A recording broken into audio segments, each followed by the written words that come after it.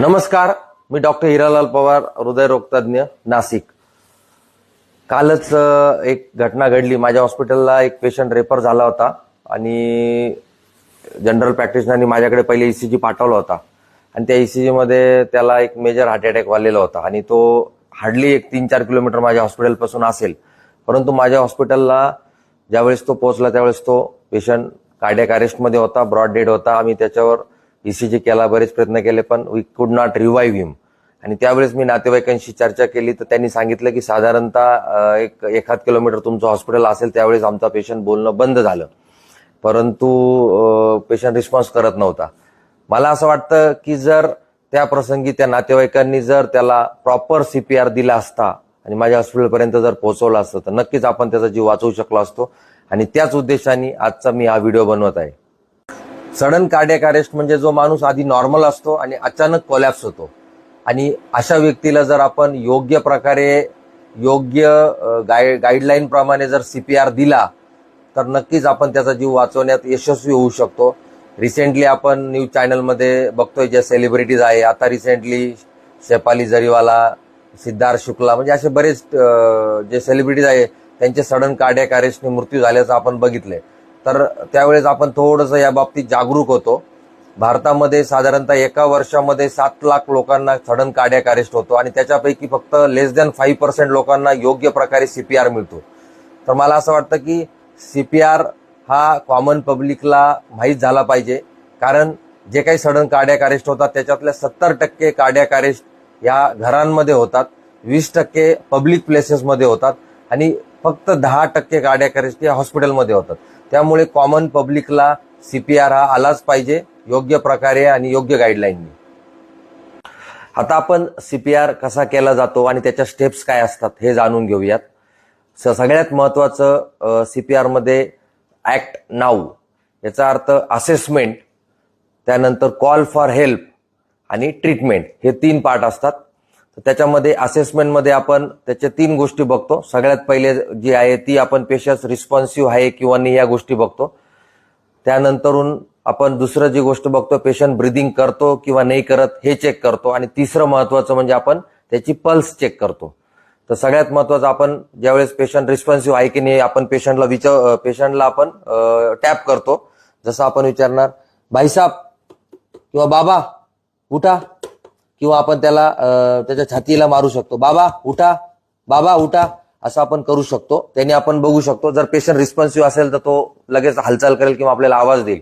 जर त्यांनी कुठलाही रिस्पॉन्स केला नाही तर आपण त्याची नेक्स्ट स्टेप म्हणजे त्याचं ब्रिदिंग चेक करतो. ब्रिदिंग चेक करण्यासाठी आपण त्याचं रेस्पिरेशनमुळे त्याची छाती वर खाली हलते की नाही ते बघतो. आणि दुसरी जी मेथड आहे ती आपण कान लावून त्याचे श्वास येत आहेत की नाही ते ऐकू शकतो. त्यानंतरून तिसरं महत्वाचा जो पार्ट आहे त्याच्यामध्ये आपण चेक पल्सेस. तर आपण त्याच्या पेरिफेरल पल्सेस चेक करू शकतो, ज्या रेडियल आर्टरीच्या पल्सेस असतात, किंवा बऱ्याच वेळेला बीपी लो झाल्यामुळे बऱ्याच वेळेला या पल्सेस इतक्या लागत नाही. अशा वेळेस आपण त्याच्या सेंट्रल पल्सेस, त्याच्यामध्ये कॅरोटिड, तर आपण ही जी इथली थायरॉइडची जागा असते त्याच्या बाजूला जर आपण 2 बोटं गेलो आणि तिथे जर आपण बोट ठेवलं तर आपल्याला तिथे पल्स लागते. आणि सिमिलरली इकडे राईट साईडला, तर याने आपण त्याची पल्स चेक करू शकतो. तर ह्या 3 गोष्टी चेक करणं अत्यंत महत्वाचं आहे आणि हे सगळं स्पीडली व्हायला हवं, त्याच्यात बिलकुल वेळ नको जायला. त्याच्यानंतरून जे दुसरं महत्वाचं जे हे आहे त्याच्यामध्ये आपल्याला कॉल फॉर हेल्प, म्हणजे मधल्या वेळामध्ये आपण जर आपल्या बाजूला जर पब्लिक प्लेसेसमध्ये जर ही घटना घडली असेल तर तिथे गर्दी असते. गर्दीमध्ये जर एखादा आपल्या ओळखीचा कोणी असेल, जसं एखादा कुणाल ओळखीचा, तर कुणाल पटकन अँब्युलन्सला बोलव असं आपण त्याला आवाज देऊ शकतो. किंवा एखादा कलरचा कोणी शर्ट घातला असेल, रेड शर्टवाले बाबा तुम्ही पटकन अँब्युलन्सला बोलवा, तसं आपण इन्स्ट्रक्शन देऊ शकतो. आता जो ऍक्ट नाऊ मधला जो टी आहे तो म्हणजे ट्रीटमेंट, म्हणजे आपल्याला आता सीपीआर करायचं आहे. तर सीपीआर करताना हे जे स्टर्नम बोन असतं सेंटर ऑफ द चेस्ट, त्या स्टर्नम म्हणजे ब्रेस्ट बोनचा जो लोअर 1/3 पार्ट असतो तर त्या पार्टमध्ये आपल्याला सीपीआर करायचा असतो. आपला जो राईट किंवा जो डॉमिनंट हँड आहे तो आपण व्हर्टिकली त्यावर प्लेस करतो. त्याच्यामध्ये आपण इंटरलॉक करतो लेफ्ट हँडचे फिंगर्स आणि साधारणतः 2 इंच डीप जाईल या प्रेशरने आपण त्याच्यावर कॉम्प्रेशन देतो. आणि हे जे कॉम्प्रेशनचं जी या प्रकारे आपण ते कॉम्प्रेशन देतो. हे एका मिनिटात साधारणतः 100 ते 120 कॉम्प्रेशन झाले पाहिजे, म्हणजे एका सेकंदाला 2 कॉम्प्रेशन. आणि हे कॉम्प्रेशन आपल्याला कंटिन्यू करायचे. या प्रकारे आपण ते कॉम्प्रेशन कंटिन्यू करायचे.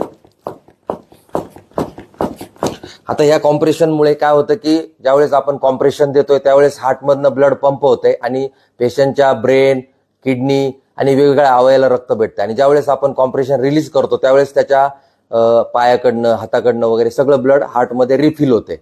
आणि ह्या गोष्टींमुळे काय होतं की पेशंटचं न्यूरोलॉजी, किडनी वगैरे या सगळ्या ऑर्गन्सवर फंक्शनिंग राहतात, त्याला प्रॉब्लेम येत नाही. तर हे असं सीपीआर करताना आपल्याला साधारणतः 2 मिनिटानंतर आपण थकू शकतो. तर अशा वेळेस आपण हेल्प म्हणून ज्याला कोणाला सीपीआर येत असेल तर त्याची आपण मदत घेऊ शकतो आणि थोडी रेस्ट घेऊन आपण पुन्हा सीपीआर करू शकतो. आता तिसरं महत्वाची गोष्ट आहे की बऱ्याच वेळेला ब्रिदिंगचा पण एक कॉम्पोनंट असतो, त्यामुळे आपण 30 कॉम्प्रेशन नंतरून पेशंटला ब्रिदिंग देऊ शकतो. बऱ्याच वेळेला कोविड नंतरून बरेचसे इश्यू झाले होते, त्यामुळे ब्रिदिंग जरी नाही केलं आपण किंवा तुम्हाला जर कम्फर्ट वाटत नसेल ब्रिदिंग द्यायला पेशंटला, आपण माउथ टू माउथ ब्रिदिंग देऊ शकतो या प्रकारचं. परंतु जर आपल्याला कम्फर्ट लेवल वाटत नसेल तर तुम्ही सीपीआर कंटिन्यू केलं तरी चालू शकतं. आणि सीपीआर कधीपर्यंत कंटिन्यू करायचं? जोपर्यंत तुम्हाला अँब्युलन्सची हेल्प मिळत नाहीये किंवा जर कुठे पब्लिक प्लेसमध्ये ही घटना झाली असेल आणि तिथे ऑटोमॅटेड डिफिब्रिलेटर्स अवेलेबल होत नसेल तर तोपर्यंत आपल्याला सीपीआर हा कंटिन्यू करायचा आहे. आणि एकदा पेशंट अँब्युलन्समध्ये आल्यानंतर आपण कार्डियाक किंवा जी कुठली टीम असेल अँब्युलन्समधली त्यांच्याकडे आपण पेशंट हँडओव्हर करू शकतो किंवा हॉस्पिटलवर. तर ही जी सीपीआरची माहिती मी शेअर केली आहे ही प्रत्येकाने जर आपल्या फेसबुक पोस्टला शेअर केली तर आपण मॅक्झिमम लोकांपर्यंत ही माहिती पोहोचवू शकतो. आणि जर तुम्हाला सीपीआर बद्दल काही प्रश्न असतील तर तुम्ही कॉमेंट बॉक्समध्ये विचारू शकता. धन्यवाद.